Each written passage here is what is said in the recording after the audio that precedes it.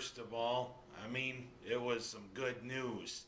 We'd been worried about depth for a while, especially since Sutherland had been having trouble there with the academic problem, and also with Dewan Coleman being out with knee surgery.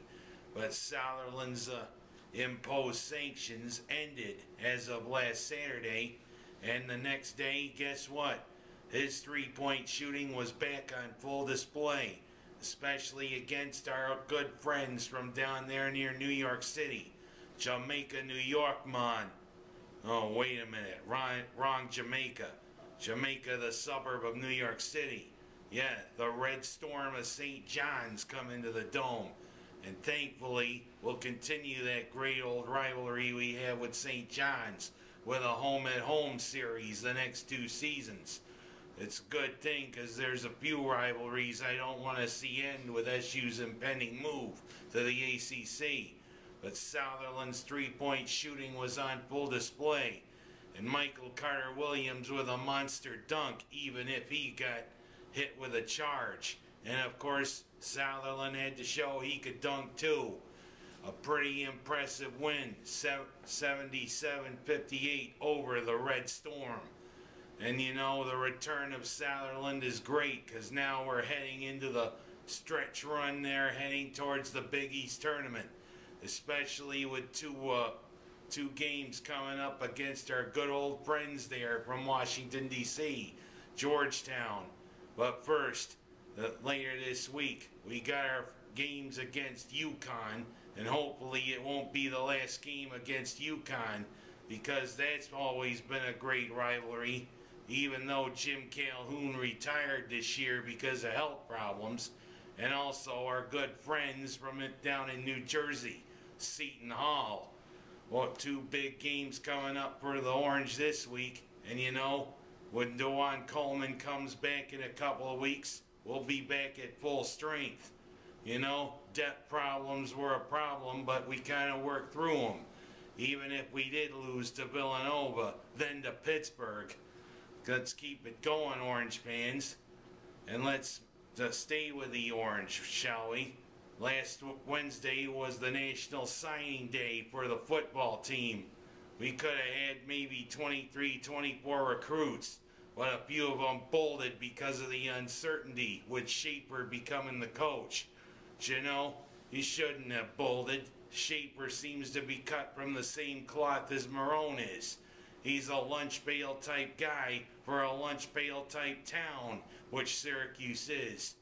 But I will say we did ink 19 recruits. The fax machines were busy on University Hill.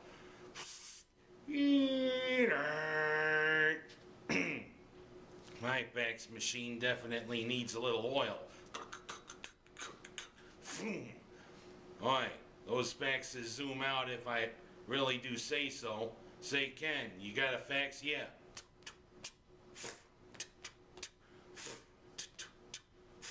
What's it say? Continue with the program, you yuts.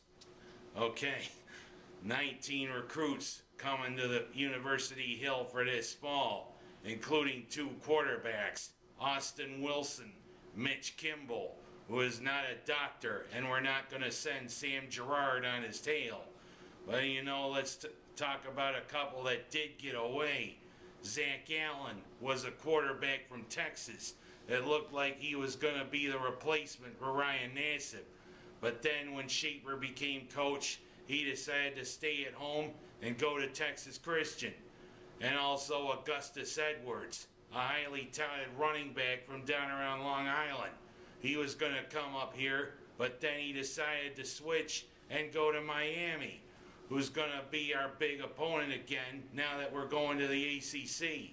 Well, you know, the Orange are going to make the Hurricanes play.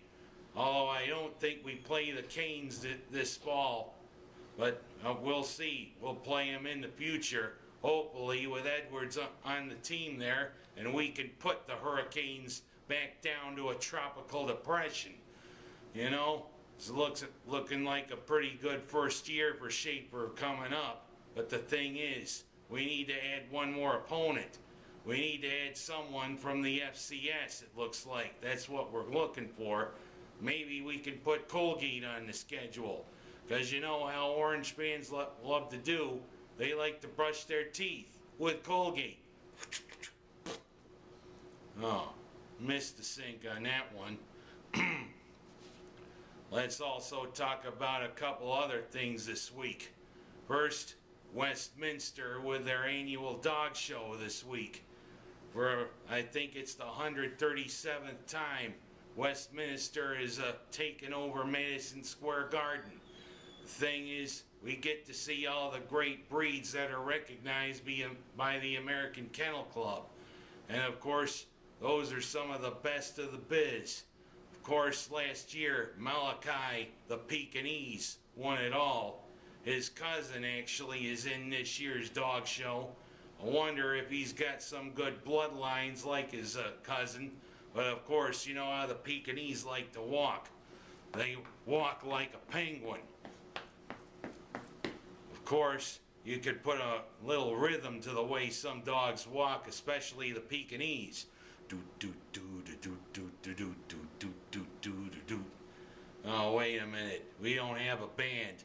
Of course, it seems as though a Siberian Husky who's down there at Westminster apparently has a Twitter feed.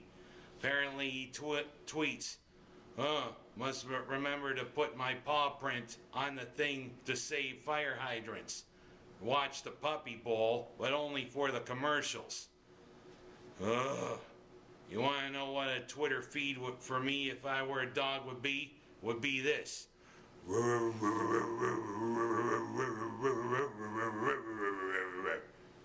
What does that mean? Shut up, you pain in the ass. Of course, I got a friend who was a dog. Yeah, short legs, long tongue, pants a lot. Forget it. And also, I want to talk about something a little more serious.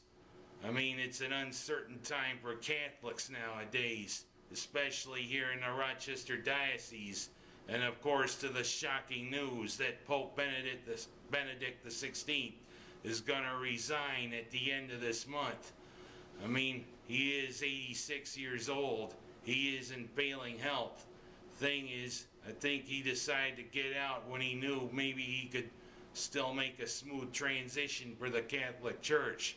But it is an uncertain time, especially here in the Rochester Diocese, because Bishop Clark retired after 33 years of service, 33 great years of service.